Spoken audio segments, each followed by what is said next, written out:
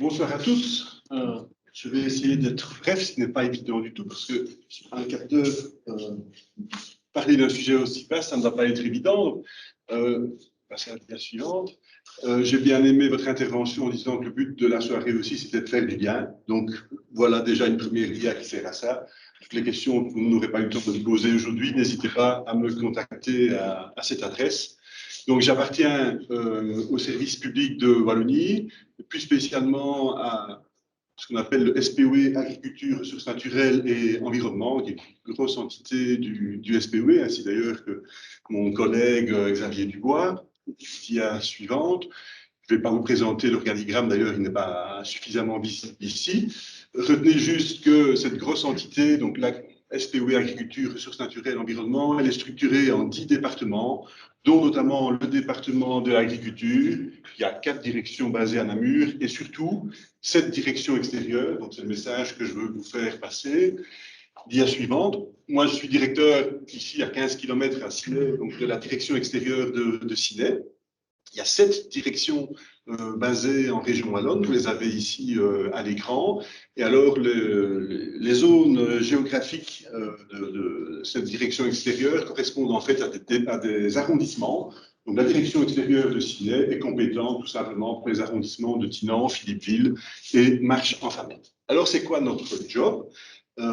Première mission qui est très importante, c'est pour ça aussi que je suis là, c'est surtout aussi un guichet d'information, mais précisément pour les aides agricoles qui sont prévues dans le cadre de la politique agricole commune. Donc, on est un service public, n'hésitez pas à venir en nos bureaux, on peut vous recevoir quand vous voulez.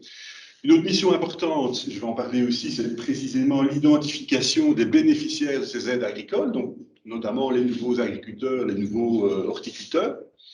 Nous suivons aussi, nous traitons les différentes demandes d'aide qui sont introduites, notamment ce qu'on appelle les fameuses déclarations de superficie qui sont introduites sur Pacom Web, j'en parlerai un petit peu tout à l'heure. Également les demandes d'aide ADISA. Donc ADISA, c'est les aides au développement et à l'investissement dans le secteur agricole. Et alors, une partie aussi importante, on gère tout simplement ce qu'on appelle le signalétique surface. Donc, finalement, tout parcellaire agricole wallon qui est déclaré chaque année par les agriculteurs, c'est suivi administrativement par nos agents en direction extérieure. Voilà. Dia suivante. Alors, je vais articuler le reste de mon exposé en 2 parties. Donc, quand on veut toucher des aides, d'abord, il y a la question de l'identification. Il faut aussi s'identifier chez nous. Et alors, peut-être un texte qui est intéressant, qui est un peu le socle législatif en région wallonne, c'est le Code wallon de l'agriculture, qui définit notamment ce qu'est un agriculteur. Un agriculteur, en tout cas, au sens des aides. Et donc, c'est une personne physique ou morale, ou un groupement de personnes physiques, morales, qui exercent une activité agricole sur le territoire de la région wallonne. Alors, on en arrive évidemment à la question, c'est quoi une activité agricole ? Eh bien, c'est une activité qui vise directement ou indirectement la production. Donc ça, c'est vraiment important, cette notion de production. Nous, on identifie des producteurs. Des producteurs de quoi ? De produits végétaux ou d'animaux, ou tout simplement de plantes ou d'animaux. Et on vise également éventuellement la transformation de ces produits. Et la définition inclut aussi, en ce compris, l'élevage, l'horticulture, c'est bien le cas aujourd'hui, l'aquaculture et l'apiculture. Donc, dans le reste de mon exposé, je vais parler d'agriculture, mais comprenez bien que c'est une définition large. Vous tous ici, qui êtes probablement de futurs horticulteurs, vous êtes considérés comme des agriculteurs au sens du Code wallon de l'agriculture, et vous êtes potentiellement éligibles aux aides agricoles. Okay. Attention quand même aussi que ce Code wallon parle de la notion d'hobbyiste. Donc, il y a bien une distinction qui est faite. Et un hobbyiste, c'est quoi ? C'est une personne qui effectue aussi une activité agricole ou sylvicole de manière régulière, mais dont ce n'est pas l'activité ni la source de revenus principale. On peut discuter un peu sur la définition, mais il y a quand même cette volonté de bien vouloir distinguer les choses. Moi, ce que j'ai envie de dire, il ne suffit pas d'avoir 2 poules et un mouton pour être considéré comme un agriculteur. Okay. Et donc, on n'identifie pas nécessairement tout le monde qui vient chez nous pour s'identifier sous prétexte, ben voilà, j'ai des animaux ou un petit lopin de terre, je voudrais avoir un numéro d'agriculteur. C'est un petit peu plus compliqué que ça. Et donc, la définition de production et surtout le caractère professionnel reste quand même quelque chose qui est important. La suivante. Et donc, cette attribution d'un numéro d'agriculteur, qui est vraiment le préalable indispensable pour toucher les aides, il est défini dans un AGOE du 17 décembre 2015. Et voilà, article 10, on dit clairement, pour obtenir ce numéro, il faut donc que le demandeur, le partenaire, exerce une activité agricole, on a vu ce que c'était. Il doit introduire une demande auprès de l'organisme payeur. L'organisme payeur, c'est simplement le département de l'agriculture, hein, donc c'est les services extérieurs dont je vous ai parlé. D'ailleurs, au 1er janvier, on parlera clairement d'organismes payeurs et plus trop de département de l'agriculture, parce qu'il va y avoir une organisation. Mais voilà, les directions extérieures restent ouvertes, ça ne change rien du tout. Et alors, cet agriculteur, il doit être gestionnaire autonome d'une exploitation. Donc, derrière un agriculteur, on identifie aussi une exploitation avec des moyens de production, des outils. Il y a des terres, s'il y a du cheptel, ben, il y a du bétail. Donc, ce n'est pas seulement un individu ou une société, c'est une exploitation aussi qu'on va identifier en même temps que l'agriculteur. Okay. Dia suivante. Alors, en pratique, pour obtenir ce numéro d'agriculteur chez nous, ben, il faut pouvoir justifier d'une activité agricole avec un caractère professionnel, il faut disposer de moyens de production.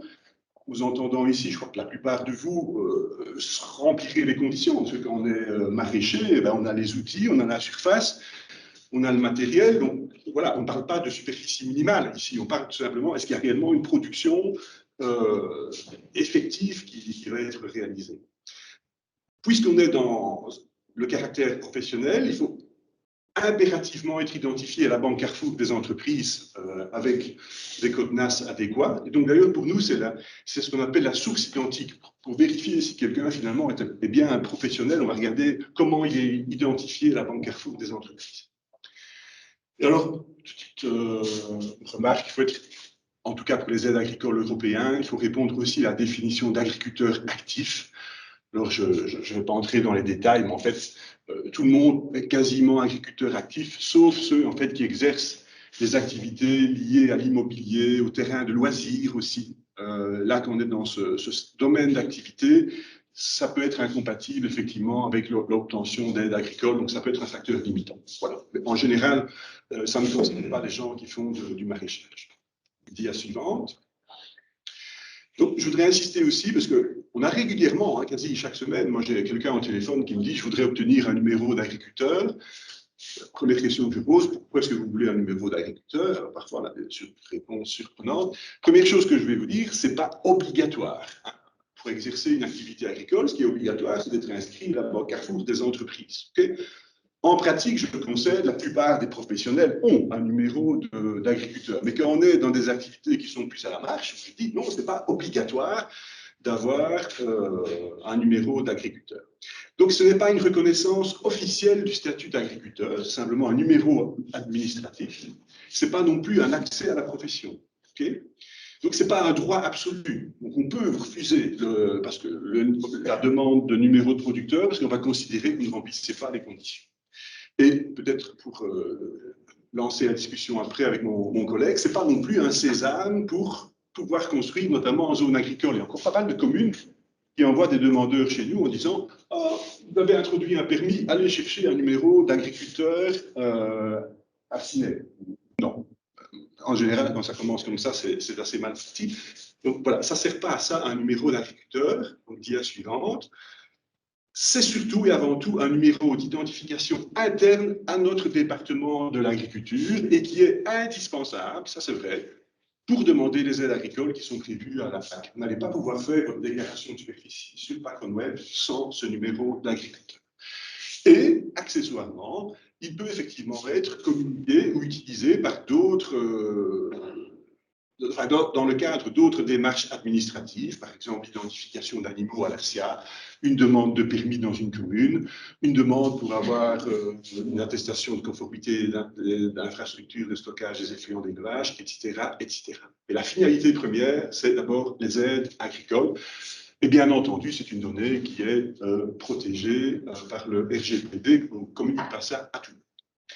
Deuxième partie de l'exposé, j'essaie d'être assez rapide, j'espère qu'on tient le timing. Quelles aides agricoles, finalement, je me suis focalisé sur le maraîchage bio, peut-on éventuellement espérer avoir? Je parle bien des aides de la politique agricole commune. Ma collègue, là, Bénédicte Enroth, a parlé des aides de l'agriculture biologique, il manque un cul. Donc, Je vais un peu compléter ce qu'elle a dit. La demande va se faire effectivement via ce qu'on appelle la déclaration de superficie électronique, donc via le portail Pacon Web. Et pour répondre à la question de monsieur, effectivement, quand on s'engage quand on prend un engagement en agriculture biologique, c'est un engagement d'une durée de 5 ans. Pour l'instant, on est en phase transitoire, il y a une exception, c'est uniquement 3 ans, mais la logique, c'est normalement des engagements de 5 ans. Et ils doivent débuter le 1er janvier de l'année civile. Et la pré-demande consiste à dire, on introduit sa pré-demande au 31 octobre, donc précédant le 1er janvier. On annonce finalement, l'administration dit, j'ai l'intention de souscrire un nouveau contrat qui va commencer au 1er janvier. Et donc cette démarche, elle doit se faire avant le 31 octobre sur le site Pacon Web de la région wallonne. Vous tapez Pacon Web sur Google, vous aurez le lien directement. Mais n'oubliez pas qu'il faut d'abord, avant, avoir été identifié chez nous et donc avoir déjà reçu un numéro d'agriculteur. Ça devient un peu short maintenant, ça reste faisable, mais c'est short. OK ? Alors, les montants, je crois qu'on en a parlé un petit peu. On peut effectivement, en arboriculture, en horticulture, pardon, s'attendre à un montant de 900 € par hectare et même 1050 pendant les 2 premières années où on bénéficie d'un bonus de 150 € pour la conversion. OK ? Donc, ce sont des montants qui sont intéressants, mais qui ne sont pas non plus extraordinaires. Et c'est un peu le problème des aides agricoles, c'est que la plupart, elles sont surfaciques, elles sont liées à la surface, et par définition, quand on fait du maraîchage, on travaille sur des surfaces qui sont relativement réduites par rapport à quelqu'un qui fait de l'agriculture, on va dire, conventionnelle sur 50, 100 ou 300 hectares. Okay ? Donc voilà, d'où la question à se poser, est-ce que l'aide bio est vraiment intéressante, notamment par rapport au coût de certification. Là, il y a une réflexion effectivement à avoir par rapport à ça. Par contre, contrairement aux 2 autres aides que je vais vous expliquer après, il n'y a pas d'exigence de qualification pour le demandeur. Mais évidemment, il faut respecter le cahier des charges et les exigences qui sont contrôlées par l'organisme certificateur. Ça, c'est important. De façon anecdotique, j'ai repris ici aussi d'autres aides que nous verrons, qui sont aussi des aides surfaciques, que la plupart des agriculteurs perçoivent. Donc, je n'ai pas le temps de vous en discuter aujourd'hui. Je donne souvent un cours sur la déclaration de superficie, j'en ai pour 2h30. Donc, aujourd'hui, je vais faire plus court. Donc, ça existe, c'est potentiellement accessible, mais dans les faits, ça va rester anecdotique parce que ce sont des aides surfaciques sur des montants qui sont quand même assez faibles, donc sur des surfaces réduites. Donc voilà, si vous avez des infos, je pourrais vous répondre après, mais retenez qu'à ce stade-ci, ce sont des aides qui ne sont pas très intéressantes pour le gars qui fait du maraîchage bio. Ou non bio, d'ailleurs. Voilà, c'est ça, tout à fait. Maintenant, celui qui fait une déclaration de superficie et qui va demander une aide bio, je vais lui dire, profitez-en, demandez, même si c'est 100 ou 200 €, c'est toujours bon à prendre. Mais par rapport à ce que pourrait escompter un agriculteur sur 200 hectares, on ne va pas se retrouver du tout avec le même niveau de montant. Alors, il y a une autre aide qui peut être intéressante, mais qui n'est pas forcément non plus facile à avoir, c'est l'aide à l'installation en agriculture, dans ce qu'on appelle le régime d'aide ADISA. Et là, c'est quand même un montant forfaitaire de 70 000 €. Il n'y a pas beaucoup de temps non plus d'expliciter cette aide parce que le temps est court. Retenez quand même que c'est une aide qui n'est accessible qu'aux jeunes, en tout cas, tout qui s'installe pour la première fois et qui est âgé de moins de 40 ans, au maximum 40 ans. J'ai 15 ans de plus, je me sens encore jeune, mais plus malheureusement pour ce type d'aide. Et il faut aussi s'identifier, il faut être identifié immédiatement et commencer son activité comme agriculteur à titre principal. Ce qui peut être souvent aussi un facteur limitant. Et attention aussi, c'est donc l'inscription à la Banque Carrefour des entreprises qui va servir de référence pour nous. Donc, si vous envisagez éventuellement d'avoir une aide comme celle-là, il ne faut pas s'inscrire peut-être trop vite à la BCE, notamment comme agriculteur à titre complémentaire, parce qu'on va vous dire vous êtes déjà installé, vous étiez identifié comme agriculteur à titre complémentaire. Donc, si vous avez un projet qui est suffisamment conséquent et qui vous permet d'espérer cette aide, voilà, il faut peut-être un peu réfléchir avant de vous identifier trop vite à la Banque Carrefour des entreprises. C'est soumis à la réalisation d'un plan d'entreprise de 3 ans avec des objectifs de développement, et il y a quand même des critères de viabilité économique qui ne sont pas minces à respecter. Je ne vais pas entrer dans les détails, mais bon, il faut quand même pouvoir justifier un revenu de minimum 15 000 € par unité de travail au terme des 3 premières années. Et on va examiner aussi la production brute standard de l'exploitation. Et il faut quand même au minimum 25 000 € de production brute standard, ce qui ne s'obtient quand même pas non plus sur un demi-hectare de culture maraîchère. 140.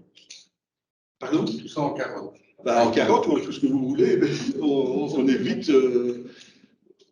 Ouais, je crois que en 2 hectares, ça devient quand même difficile. Et alors, bon, il y a des critères de sélection qui sont prévus. Bon, il faut aller voir la réglementation. Je n'ai pas le temps d'entrer dans le détail, mais donc c'est quand même une aide qui peut être significative, mais dont le niveau, je veux dire, d'exigence est assez élevé. Voilà, il faut un projet quand même significatif. Voilà.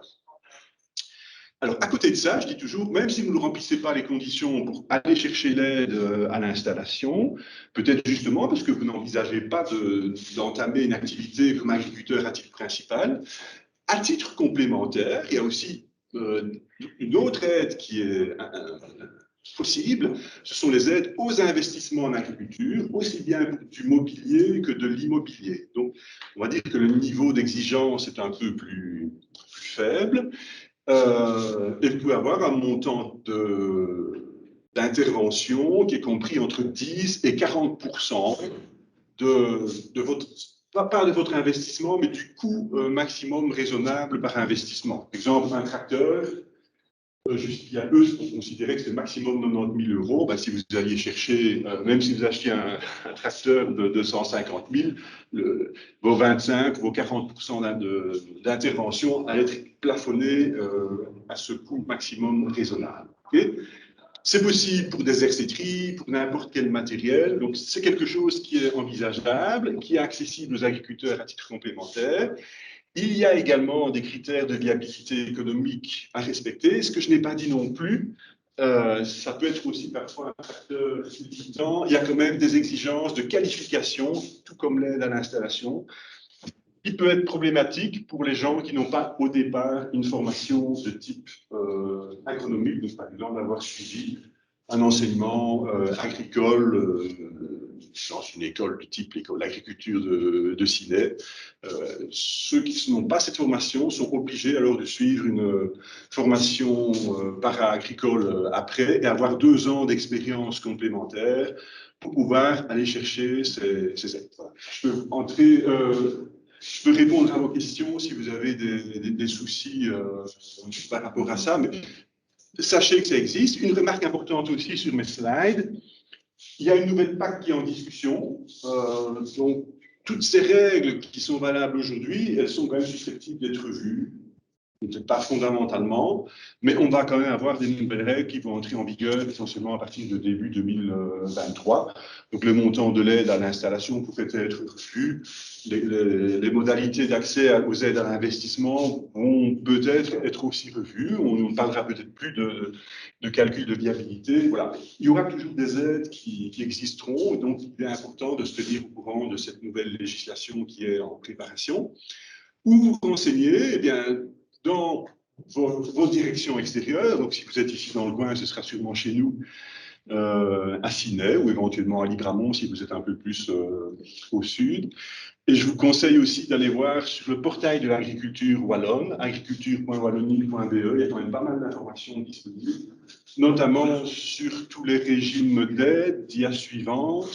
Voilà, il y a un onglet spécifique sur toutes les aides qui existent, notamment sur Patron Web, sur les aides à DISA, et il y a également un onglet spécifique sur comment devenir agriculteur, quels sont les contacts utiles et les démarches à faire en termes de parcours d'installation. Voilà, je crois que ça vaut la peine d'aller jeter un coup d'œil, et donc n'hésitez pas après à me contacter, enfin à nous contacter si vous avez besoin d'infos.